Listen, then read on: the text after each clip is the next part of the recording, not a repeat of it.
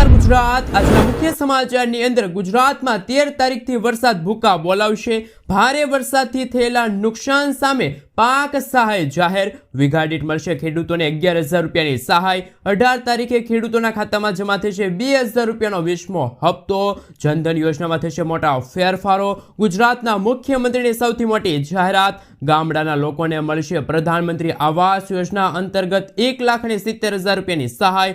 રેલવેના નિયમોમાં થયા છે મોટા ફેરફારો। વાહન ચાલકો માટે રાહતના સમાચાર। લર્નિંગ લાયસન્સ ઘરે બેઠા નીકળી જશે। મહિલાઓને મળશે દર મહિને 1,500 રૂપિયાની સહાય। ખેડૂતોના દેવા માફી અંગે સૌથી મોટી જાહેરાત। જીએસટી ઘટશે અને ઘર વખરી સસ્તી થશે। પેટ્રોલ પંપ પરથી જપ્ત થશે 10 વર્ષ જૂના વાહનો।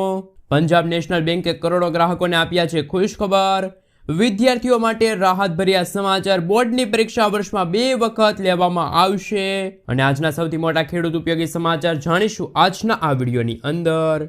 મિત્રો, દરેક સમાચાર દરેક માહિતી જણાવીએ એ પહેલા ગુજરાતના જે પણ મિત્રો ચેનલ પર જો પહેલી વાર આવ્યા હોય તો મિત્રો ખાસ કરીને વિડીયોને એક લાઇક કરી ચેનલને સબસ્ક્રાઇબ કરવાનું ભૂલતા નહીં। સાથે આજનો આ વિડીયો છે જેને અંત સુધી જોતા રહેજો।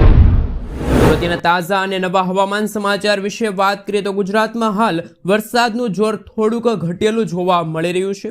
જોકે હવામાન વિભાગના જણાવ્યા પ્રમાણે સૌરાષ્ટ્ર અને કચ્છના વિસ્તારોમાં અપર એર સાયક્લોનિક સિસ્ટમ સક્રિય થઈ છે। આ સાથે મોન્સૂન સ્ટફ લાઇન પર સક્રિય થઈ છે, જેના પરિણામે 13 જુલાઈથી રાજ્યના કેટલાક વિસ્તારોમાં ફરી એકવાર ભારે વરસાદ શરૂ થાય તેવી અત્યારે આગાહી હવામાન વિભાગે વ્યક્ત કરી છે। સાથે સાથે હવામાન વિભાગના જણાવ્યા મુજબ આગામી 5 દિવસ દરિયાઈ કાંઠે 30 થી લઈને 40 કિલોમીટર પ્રતિ કલાકની ઝડપે પવનો ફૂંકાશે। આ સાથે અમદાવાદમાં પણ ભારે પવન ફૂંકાવાની આગાહી કરવામાં આવી છે। હાલમાં 2 સિસ્ટમની અસરથી રાજ્યમાં છૂટા છવાયેલા વિસ્તારોમાં વરસાદ પડી રહ્યો છે। ચોમાસાની સિઝનમાં અત્યાર સુધીમાં સામાન્ય કરતાં 94% પણ વધુ વરસાદ છે એ ગુજરાત રાજ્યમાં નોંધાઈ ચૂક્યો છે। ત્યાર પછીના સમાચાર વિશે વાત કરીએ તો સરકારે ખેડૂતો માટે સહાય પેકેજ જાહેર કર્યું। ઓગસ્ટ 2024માં થયેલા પાક નુકસાન માટે સરકારે રાહત પેકેજની જાહેરાત કરી છે। રાજ્યના છોટાઉદેપુર, જામનગર, અમરેલી, ભાવનગર, સુરેન્દ્રનગર અને રાજકોટ જિલ્લાના ખેડૂતોને આ સહાય ચૂકવવામાં આવશે। સરકારના નિયમ મુજબ જે ખેડૂતોને 33%થી વધુ પાક નુકસાની થઈ હશે તો જ ખેડૂતોને સહાય મળશે। આ સિવાય 2 હેક્ટરની મર્યાદામાં પ્રતિ હેક્ટર 11,000 રૂપિયાની સહાય ખેડૂતોને મળશે। ખેડૂતોએ આ પાક નુકસાનીનું વળતર લેવા માટે 14 જુલાઈ સુધીમાં 6 જિલ્લાના ખેડૂતોને ઓનલાઈન અરજી કરવાની રહેશે। સરકાર તરફથી ખેડૂતોના બેંક એકાઉન્ટમાં સીધા પૈસા જમા કરવામાં આવશે। મિત્રો, ત્યાર પછીના સમાચાર વિશે વાત કરીએ તો ગુજરાતના ખેડૂતો માટે આવી ગઈ છે ખુશખબર। પ્રધાનમંત્રી કિસાન સન્માન નિધિ યોજના હેઠળ કરોડો ખેડૂતોને દર વર્ષે 6,000 રૂપિયાની આર્થિક મદદ આપવામાં આવે છે। આ રકમ દર 4 મહિના પર 2,000 રૂપિયાના 3 હપ્તામાં સીધી ખેડૂતોના ખાતામાં જમા કરાવવામાં આવે છે। આ યોજનાનો 19મો હપ્તો 24 ફેબ્રુઆરી 2025ના રોજ ખેડૂતોના ખાતામાં ટ્રાન્સફર કરવામાં આવ્યો હતો। હવે ગુજરાતના ખેડૂતો 20મા હપ્તાની આતુરતાથી રાહ જોઈને બેઠા છે। મિત્રો, આપણે જણાવી દઈએ તો અત્યારે જૂન મહિનો પસાર થઈ ગયો છે અને જુલાઈ મહિનાની શરૂઆત થઈ ગઈ છે, પરંતુ અત્યાર સુધી ખેડૂતોના ખાતામાં પૈસા આવ્યા નથી। ઘણા લોકો આશા રાખતા હતા કે જૂન મહિનાના છેલ્લા અઠવાડિયામાં ખેડૂતોના ખાતામાં 20મો હપ્તો જમા થશે, પરંતુ એવું થયું નહીં। હવે આગામી હપ્તો એટલે કે 20મો હપ્તો ખેડૂતોના ખાતામાં ક્યારે જમા થશે એમને લઈને અત્યારે અગત્યના સમાચાર સામે આવી રહ્યા છે। મીડિયા રિપોર્ટ અનુસાર 18 જુલાઈ 2025ના રોજ ખેડૂતોના ખાતામાં 20મો હપ્તો છે આવી જશે। હકીકતમાં પ્રધાનમંત્રી મોદી 18 જુલાઈના રોજ બિહારના મોતીહારીમાં એક મોટી જનસભાને સંબોધિત કરવાના છે। મીડિયા રિપોર્ટ અનુસાર આ સભામાં પીએમ કિસાન યોજનાનો 20મો હપ્તો ખેડૂતોના ખાતામાં પીએમ મોદી છે એ ટ્રાન્સફર કરી શકે છે। મિત્રો, ત્યાર પછીના સમાચાર વિશે વાત કરીએ તો ગામડાના લોકો પર ભૂપેન્દ્ર પટેલની સરકાર ફરી થઈ મહેરબાન। વધુ 50,000ની સહાય જાહેર કરવામાં આવી છે। ગામડાના લોકોને ઘર બનાવવા માટે પ્રધાનમંત્રી આવાસ યોજના હેઠળ હવે 1,20,000 રૂપિયાના બદલે 1,70,000 રૂપિયાની સહાય મળશે। મુખ્યમંત્રી ભૂપેન્દ્ર પટેલે ઘર બનાવવા માટે સામાન મોંઘા થતાં ખેડૂતોને પડતી મુશ્કેલીઓ દૂર કરવા 50,000ની વધારાની સહાયની જાહેરાત કરી છે। વર્ષ 2025-26ના બજેટમાં 1,10,000 લાભાર્થીઓ માટે આ વધારાની સહાય ચૂકવવા માટે 550 કરોડ રૂપિયા ફાળવવામાં આવ્યા છે. મિત્રો, પ્રધાનમંત્રી આવાસ યોજના હેઠળ હવે 1,70,000 રૂપિયાની છે એ સહાય મળશે લાભાર્થીઓને. અને આ 1,70,000 રૂપિયા એક સાથે નહીં મળે, પરંતુ 4 હપ્તામાં આ રકમ મળશે. જેમાં મિત્રો આપણે જણાવી દઈએ તો પહેલો હપ્તો છે આવાસ મંજૂર થાય ત્યારે 30,000 રૂપિયા મળે છે. બીજો હપ્તો ખાસ કરીને મિત્રો પાયા બને ત્યારે 80,000 રૂપિયા મળે છે. ત્રીજો હપ્તો છત ભરાય એટલે કે ત્યારે 50,000 રૂપિયા મળશે. અને ચોથો હપ્તો છે આવાસ પૂરું થાય ત્યારે 10,000 રૂપિયાની સહાય મળશે. આમ મિત્રો જુદા જુદા 4 હપ્તામાં ખાસ કરીને મિત્રો જે પ્રધાનમંત્રી આવાસ યોજનાના જે લાભાર્થીઓ છે તેમને 1,70,000 રૂપિયાની આર્થિક સહાય છે મળવાપાત્ર રહેશે. મિત્રો, ત્યાં પછીના સમાચાર વિશે વાત કરીએ તો ખેડૂતો માટે ખુશખબર. હવે જમીન રેકોર્ડ્સમાં ફેરફારની માહિતી મળશે સીધા મોબાઈલ પર. ગુજરાતના મહેસૂલ વિભાગે ખેડૂતોના હિતમાં એક મોટી પહેલ શરૂ કરી. હવે રાજ્યના તમામ ખેડૂતોએ પોતાની જમીનના 7/12 ઉતારામાં પોતાના આધાર કાર્ડ અને મોબાઈલ નંબર લિંક કરવા પડશે. તે પછી કોઈપણ પ્રકારના જમીન રેકોર્ડ્સમાં ફેરફાર થતો હોય તો તેનો સંબંધિત માલિકોને તાત્કાલિક SMS દ્વારા જાણ કરવામાં આવશે. ત્યાર પછીના સમાચાર વિશે વાત કરીએ તો ખૂબ જ અગત્યના સમાચાર સામે આવી રહ્યા છે. જનધન યોજના લઈને ખૂબ જ મહત્વપૂર્ણ સમાચાર. નાણાં મંત્રાલયે મીડિયા રિપોર્ટ્સના સમાચારને નકારી કાઢતા એક નિવેદન બહાર પાડ્યું છે અને કહ્યું છે કે પ્રધાનમંત્રી જનધન યોજના હેઠળ જે ખાતા ધારકોના ખાતા સક્રિય નથી તેમના ખાતા બંધ કરી દેવા જોઈએ. આ અહેવાલ પછી સરકારે એક નિવેદન બહાર પાડ્યું જેમાં કહેવામાં આવ્યું કે સરકારે PM જનધન યોજનાના નિષ્ક્રિય ખાતા ધારકોને બંધ કરવા કોઈ સૂચના આપી નથી. મતલબ કે જો તમે જનધન યોજનામાં ખાતામાં પૈસાની લેવડ દેવડ નહીં કરો તો પણ ખાતા ધારકનું ખાતું બંધ કરવામાં આવશે નહીં. તેના બદલે સરકારે કહ્યું કે સરકાર વધુને વધુ લોકો જનધન યોજનામાં જોડાઈ શકે એ માટે ખાસ કરીને ઝુંબેશ ચલાવી રહેલી છે. મિત્રો, ત્યાં પછીના સમાચાર વિશે વાત કરીએ તો ખાદ્ય તેલના ભાવમાં થયો છે મોટો વધારો.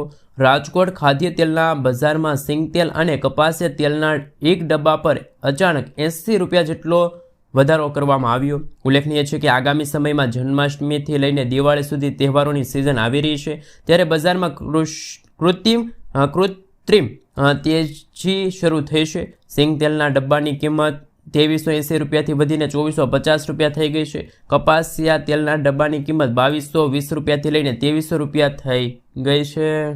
તો મિત્રો, ખાદ્ય તેલના ભાવ વધતા ગૃહિણીનું બજેટ છે ખોરવાઈ ગયું છે. મિત્રો, ત્યાર પછીના સમાચાર વિશે વાત કરીએ તો અગત્યના સમાચાર સામે આવી રહ્યા છે. એમના વિશે વાત કરીએ તો મિત્રો હવે ઘરે બેઠા તમે ટેસ્ટ આપીને RTOમાં લર્નિંગ લાયસન્સ છે નીકાળી શકો છો. ગુજરાતના વાહન વ્યવહાર વિભાગ લર્નિંગ લાયસન્સ મેળવવાની પ્રક્રિયા વધુ નવી શરૂઆત કરવા જઈ રહી છે. વાહન વ્યવહાર કમિશન અને જણાવ્યા અનુસાર 7મી જુલાઈથી જ સમગ્ર ગુજરાતમાં ફેસલેસ લર્નિંગ લાયસન્સની પ્રણાલીનો પ્રારંભ થયો. આ સુવિધા અંતર્ગત અરજદારોને લર્નિંગ લાયસન્સ મેળવવા માટે RTO કે પછી પોલિટેકનિક કે પછી ITI જેવી કચેરીઓની રૂબરૂ મુલાકાત લેવાની જરૂર રહેશે નહીં. કેવી રીતે મળશે ફેસલેસ લર્નિંગ લાયસન્સ? આ નવી સિસ્ટમ દ્વારા અરજદારો પોતાના આધાર નંબરનો ઉપયોગ કરીને ઘરે બેઠા અથવા તો કોઈ પણ જગ્યાએથી લેપટોપ વેબકેમ ધરાવતા કોમ્પ્યુટર દ્વારા લર્નિંગ લાયસન્સ ટેસ્ટ આપી શકશે. મિત્રો, આગલા સમાચાર વિશે વાત કરીએ તો ખૂબ જ અગત્યના સમાચાર સામે આવી રહ્યા છે કે સમૃદ્ધ ગુજરાતમાં ખેડૂતો દેવાદાર બન્યા તો શું ખરેખર હવે પછીના સમયમાં ખેડૂતોના દેવા માફ થવા જોઈએ કે ના થવા જોઈએ? ખાસ નીચે કોમેન્ટ બોક્સમાં કોમેન્ટ કરીને જરૂરથી જણાવી દેજો. પરંતુ મિત્રો, કેન્દ્ર અને રાજ્ય સરકાર ખેડૂતોની આવક ડબલ કરવાની વાતો કરી રહી છે, પરંતુ કૃષિ પ્રધાન દેશમાં ખેડૂતો દેવાળિયા બની રહ્યા છે. ગુજરાતમાં ખેડૂતોની આવક કરતાં જાવકના પ્રમાણમાં વધારો થયો.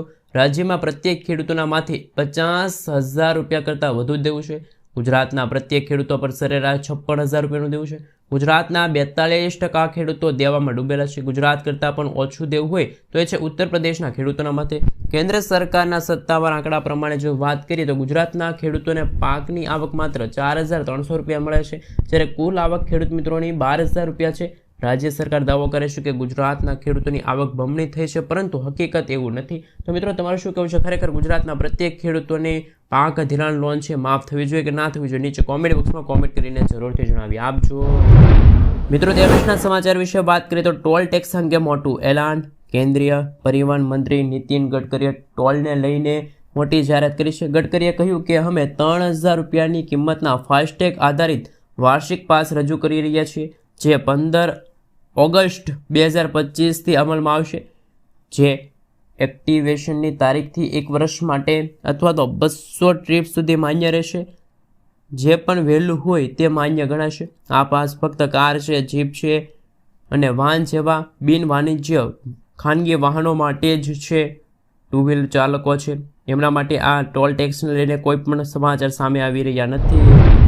મિત્રો, આગલા સમાચાર વિશે વાત કરીએ તો ડ્રોન દીદી યોજના લઈને મહત્વના સમાચાર સામે આવી રહ્યા છે. એની પહેલાં મિત્રો, મહિલાઓને દર મહિને 1,500 રૂપિયા મળે છે. એમના વિશે વાત કરીએ તો મધ્યપ્રદેશના મુખ્યમંત્રીએ તો જાહેરાત કરી છે કે મધ્યપ્રદેશની બહેનો છે કે એમના માટે લાડલી બહેન યોજનાની શરૂઆત થઈ છે. આ યોજના હેઠળ મહિલાઓને દર મહિને ખાસ કરીને મિત્રો જે રકમ મળે છે એમાં 250 રૂપિયાનો વધારો કરવામાં આવશે. આ યોજના હેઠળ ઓક્ટોબર 2025થી પાત્ર એટલે કે દિવાળી પછી દરેક મહિલાઓને 1250 રૂપિયાના બદલે 1,500 રૂપિયા મળશે. જે રીતે મિત્રો મહિલાઓ માટે મધ્યપ્રદેશની સરકારે જાહેરાત કરી તો ગુજરાતમાં પણ છેલ્લા 20 થી 25 વર્ષથી ભાજપની સરકાર છે, તો ગુજરાત સરકારે પણ મહિલાઓ માટે ખાસ નવી યોજનાની જાહેરાત કરવી જોઈએ કે ના કરવી જોઈએ, ખાસ નીચે જણાવી આપજો. સાથે મિત્રો, ડ્રોન દીદી યોજના વિશે પણ ટૂંકમાં માહિતી મેળવી લઈએ. ડ્રોન દીદી યોજના મહિલાઓ માટે સૌથી મોટી યોજના છે. ડ્રોન દીદી યોજના કે જે આગામી કેટલાક વર્ષોમાં 1,200 કરોડ રૂપિયા ખર્ચીને 15,000 જેટલી મહિલાઓને સ્વસહાય જૂથોને ડ્રોન અપનાવવાનો નિર્ણય લેવામાં આવ્યો.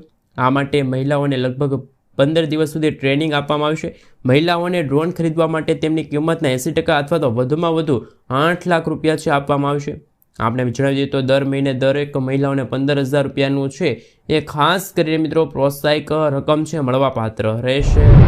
મિત્રો, આગળ સમાચાર વિશે વાત કરીએ તો મહત્વપૂર્ણ સમાચાર સામે આવી રહ્યો છે કે જે વિદ્યાર્થીઓ છે બોર્ડની એક્ઝામ આપી રહેલા જે ધોરણ 10ના વિદ્યાર્થીઓ છે અને 12ના વિદ્યાર્થીઓ છે એમના માટે અગત્યના સમાચાર. બોર્ડની પરીક્ષા અંગે મોટો નિર્ણય જાહેર થયો, જેમાં મિત્રો વર્ષ 2026થી બોર્ડની પરીક્ષા વર્ષમાં 2 વાર લેવામાં આવશે.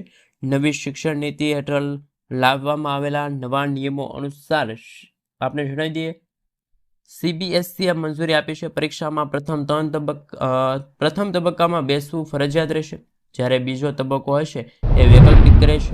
મિત્રો, તમારે જુઓ ધોરણ 10 અને 12માં તમે અભ્યાસ કરો છો એટલે કે વિદ્યાર્થીઓ માટે આ સમાચાર છે.